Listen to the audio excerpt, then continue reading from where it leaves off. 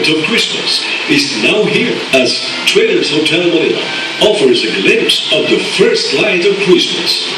Malawak na exposure ba ang nais mo para sa iyong produkto o negosyo? Bukas para magserbisyo ang graphics-based print shop ni Romy at Raquel Rabino. Dry skin at papaputi ba ka mo? Subukan ang UPC Roy Whitening Soap at My Choice Beauty Products. Isang kapirasong papel ang nagpabago sa gulong ng buhay ng mag-asawang Bong at Viole Esprigante na mga dating OFW. Susunod sa Asenso Pinoy. The spirit of Christmas is now here as Traders Hotel Manila offers a glimpse of the first light of Christmas.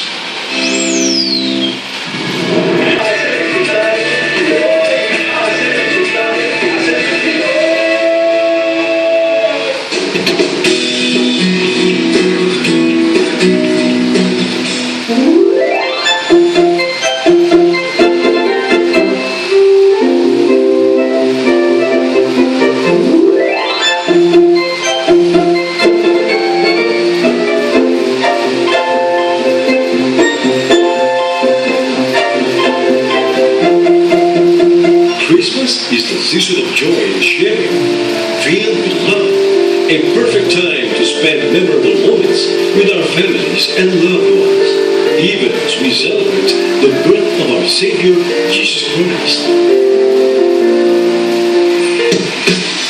The atmosphere already shows the spirit of Christmas, as Traders Hotel Manila offers a glimpse of the first light of Christmas, a Christmas lighting ceremony.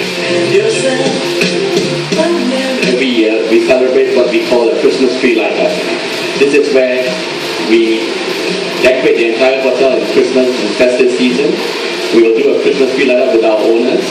And this year we are focusing our Christmas efforts on the victims of Typhoon Yolanda.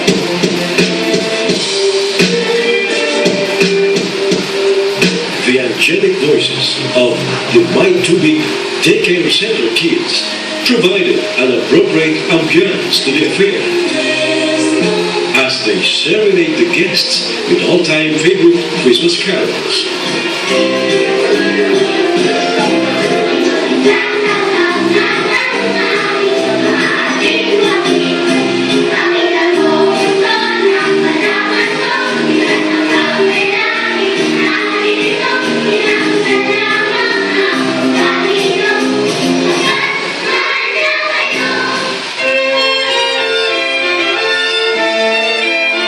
Traders Hotel Manila is blessed with all the kindness to share Christmas by extending help to the victims of Typhoon Yolanda through the sale of these colorful t-shirts. And these extraordinary paintings specially made by the Mind to Be Daycare Center.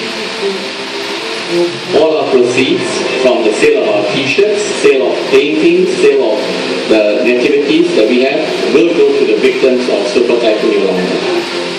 Ms. Kitsi Benedicto Paulino, Chairman and CEO of Traders Hotel Manila, praised this momentous event.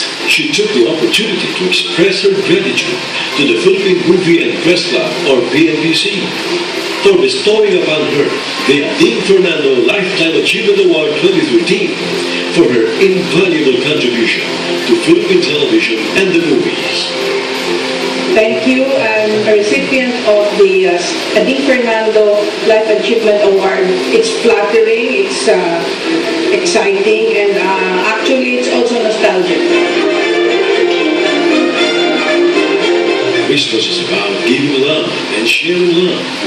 Let us join Traders Hotel Manila in its advocacy of extending help to the victims of Typhoon Yolanda.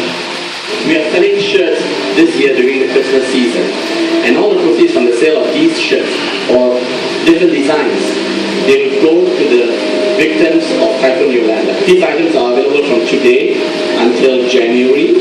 Drop by Traders Hotel Manila and have a look at all our t-shirts. They are on display in the lobby, and you can participate and help for these victims. Thank you.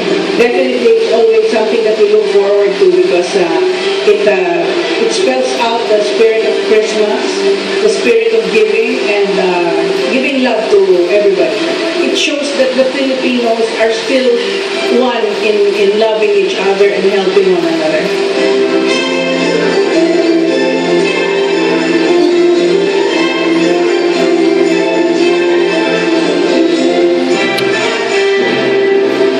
That's our special feature.